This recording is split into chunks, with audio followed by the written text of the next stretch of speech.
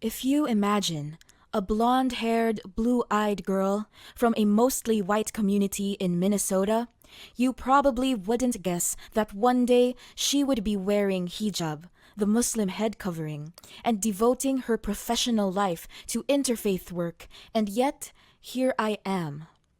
I want to share my ongoing journey with you because I have learned some important lessons about religion in multi-faith America today.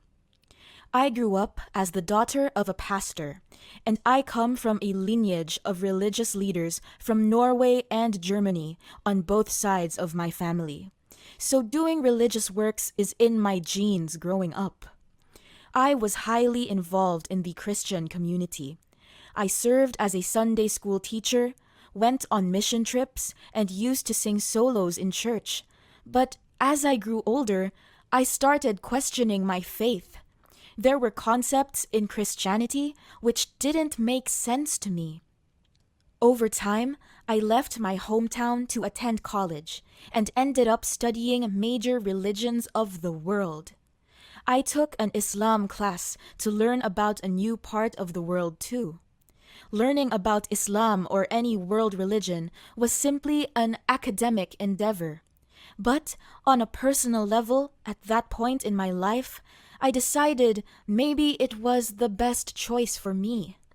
So, I continued my educational career and went to a graduate school to study higher education. In my first year in grad school, I was looking to make new friends at the university.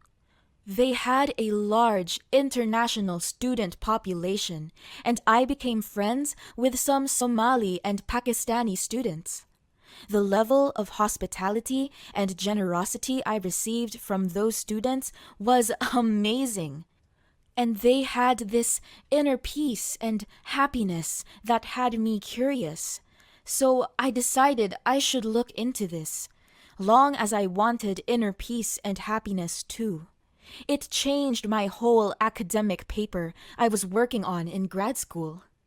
I learned about Islam and its core beliefs, and I knew that Islam was right for me. But I didn't know when the right time would be to officially accept that.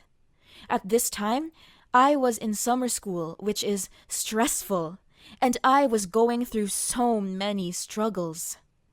One night, matters got really bad and decided I needed a break. So I went out on a walk and I talked to God for the first time in 8 years. It was wonderful to have God back in my life as a resource that I could turn to. This was one of the happiest times in my life. I spent my second year of grad school navigating my new identity as a Muslim woman. When I graduated, I've looked for my dream job, but wasn't sure what I was looking for. Instead, I focused my efforts on the goal of finding a job with paying off my student loans. As a Muslim, I had to pray several times a day, and at my new workplace, they didn't have a place for me to pray, which surprised me, as they had them in so many places I've worked in the past. So I decided it would be best to organize some diversity training so people could learn basic information about Islam and Muslim culture. Doing these training are crucial because there's so much misinformation about Islam that needs to be corrected, especially since Islam is the second largest religion in the world, and it is the fastest growing religion in the world and in the United States as well. It's important for people to know about such a large population of people on your planet so that they can be a good neighbor to them. When I first realized there was no place for me to pray, I started talking to my friends, then my supervisor, next our VP of HR, and finally our CEO and president about it. Everyone I talked to agreed to be a positive ally and supported. I thought I could benefit so many people by building this space, so I intentionally chose a secular name. I used to be an atheist, And at that point in my life, I did not want to practice any religion at all. So, I wanted to honor and respect people don't want religion in their life. I wanted a safe space for atheists to use the room, to reflect, or just have a quiet place to escape. But we needed it to pray and meditate, so I called it quiet space. There was one hurdle, and that was figuring out where the space would be located. It did take some time to research, finding a space that is ideal for Muslims to pray, which includes being clean, private, and quiet. Eventually, I found a space that fit all those criteria. It took me 2 years to build, but now there is a designated place for people to pray, meditate, and reflect.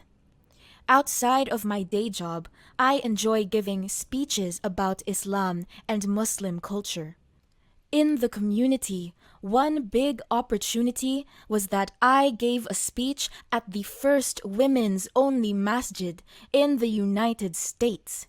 Leading up to the talk, I dove into academic research on women's empowerment within Islam for 7 months.